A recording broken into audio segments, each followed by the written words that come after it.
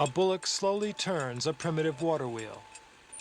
It's a typical picture of rural life in the Third World, where 3 out of 5 people do not have ready access to safe drinking water, and where 3 out of 4 have inadequate sanitation.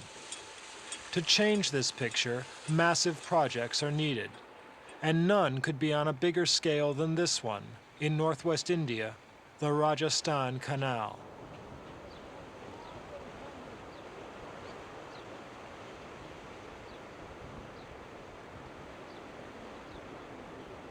The entire canal system is due to be completed in 1986, halfway through the United Nations water decade. This canal is a prime example of what's needed to achieve the United Nations hopes, to bring safe water and sanitation to all human beings within the next 10 years.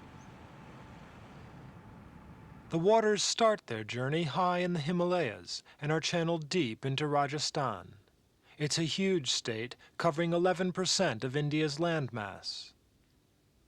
For many centuries, no rivers of any substance have flowed here.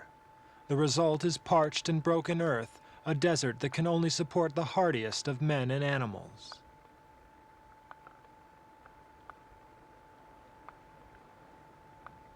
Camels and nomads are at home here. But a succession of droughts produced these pictures in Rajasthan in the early 1970s. A parched land where the dwindling vegetation could no longer support livestock, where drought led to famine and starvation on a huge scale. The former princely state of Rajasthan was facing disaster.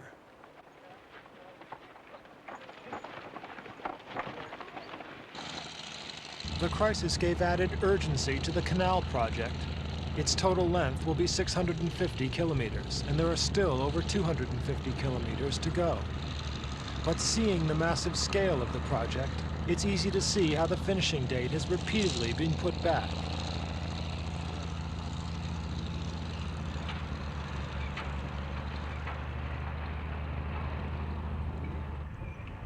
A few statistics. The final total cost will be around $500 million.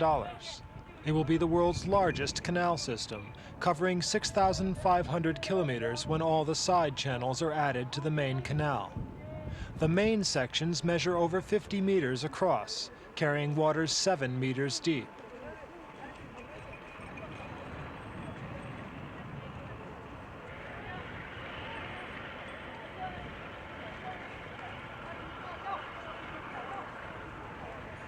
It's like a scene from an epic movie.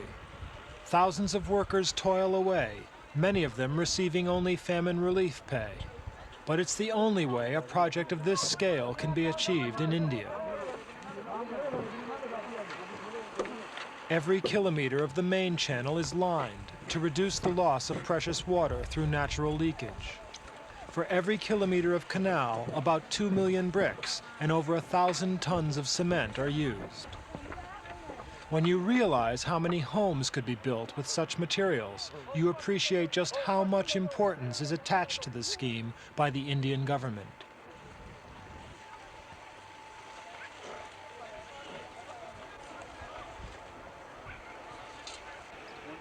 Further upstream on this man-made river, the first stage of the canal, over 200 kilometers long, is just a feeder canal with no offshoots. This is a completed part of Stage 2, and here smaller canals take the water away to towns and villages.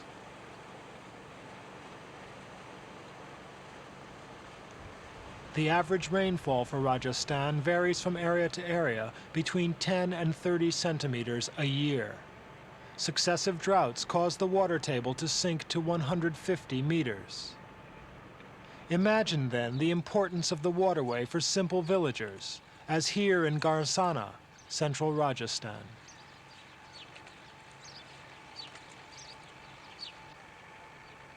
Another government scheme that's already in operation is the distribution of newly irrigated areas to landless laborers. A total of 75,000 families have been allotted over 6 hectares of land each, and they can pay back the cost in easy installments, extended over 15 years.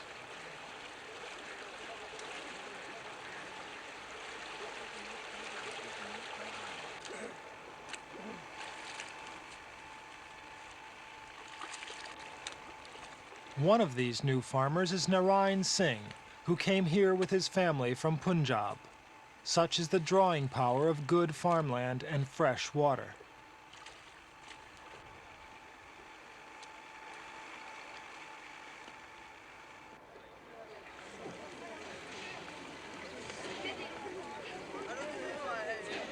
It's a sobering thought for Western feminists that many women in the developing world spend hours a day doing nothing else but carry water. The problem now is that regular visits to the well have become part of the traditional way of life. It's where the women meet and gossip, and a tap in every household would end all this. Here's one ingenious answer. This is a new water supply delivered by tanker, but it's being built in the form of a well. The social aspect of water drawing has been preserved, and so everyone is happy.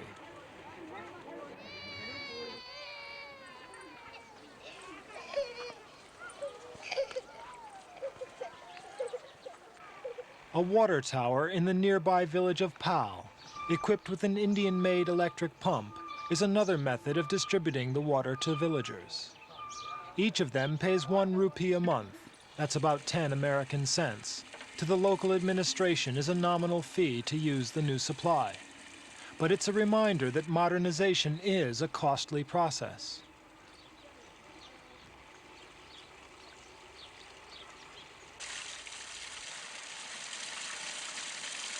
Road tankers make regular deliveries here from the city of Jodhpur, 16 kilometers away.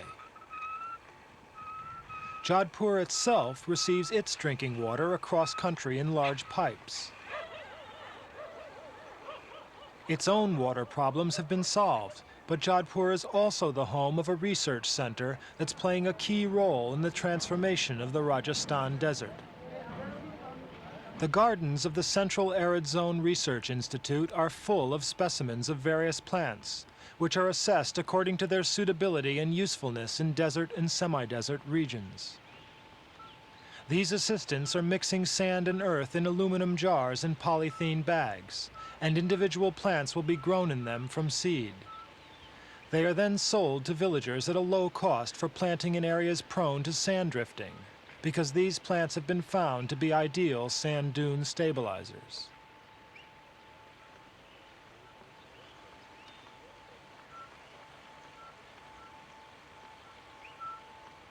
This is an Acacia tortilis, a tree developed in Israel and also a good sand binder.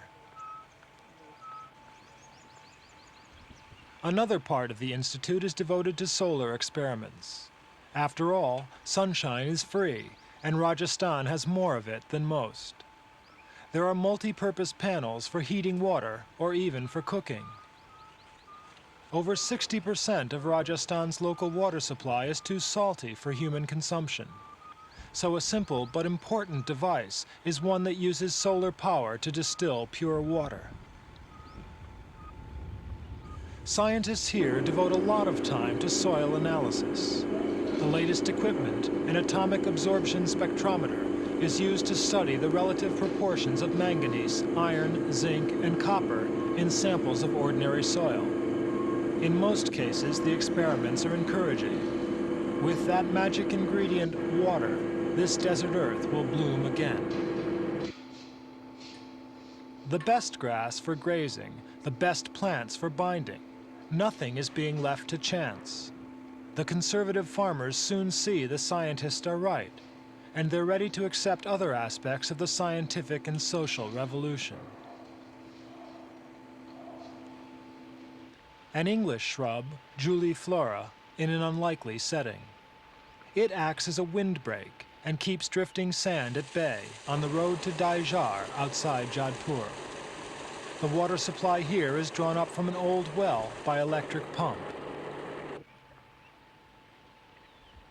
The farmer, Geshram, opens a valve in an aluminum pipe. His tomato crop is flourishing with the help of slow drip feeding, another technique developed at the center. Another cost-saving measure is sprinkling. 15 sprinklers made by a Calcutta firm for about $50 each do the same amount of irrigation in half the time and with much less water than if the fields were simply flooded. The planting of bare trees is also encouraged. They require hardly any water and provide fuel and edible fruit and animal fodder. Any additional fodder is essential to keep up the numbers of livestock. Over 1 million can die in a year of bad drought. The animals are of the greatest importance to the livelihood of farmers and nomads. But again, old traditions provide a stumbling block. Scabies, foot and mouth disease, and pneumonia decimate their flocks, and many herdsmen persist in using local remedies or simply prayer as the answer.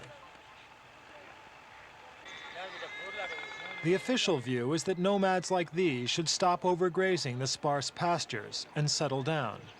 Perhaps the offer of canal water and their own land will persuade them to do just that. Women here in a less traditional role. This road construction project is financed by the World Bank, aware that a good communications network is essential if the Greater Canal region is to flourish as an economic and social entity.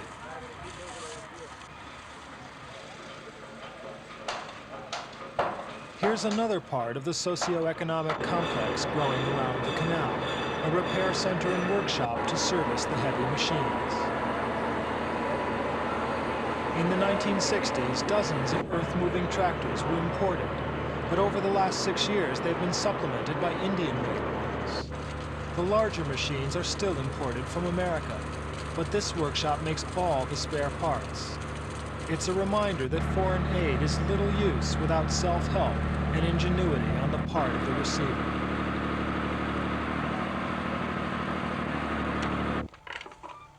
It doesn't take much ingenuity to make the earthen tiles for lining the canal. But 20,000 bricks a day can be turned out here. Untypically, production has fallen behind schedule, but only because there's been a shortage of coal supplies to fire the kilns.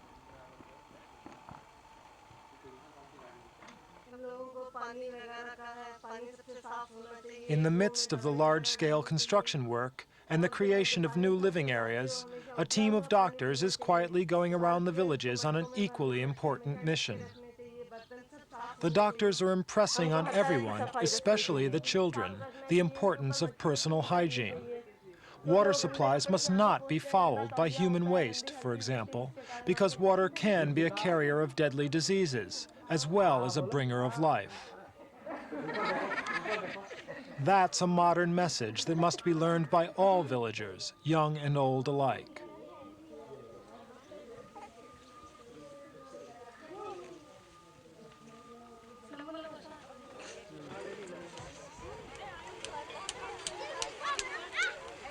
Livestock and villagers gather at the watering point, a new scene in tens of thousands of villages across the desert of Rajasthan. The latest technology has helped to give their lives a new dimension, simply by providing good, clean water. It's a basic human right that this current decade of water wants to spread throughout the developing world.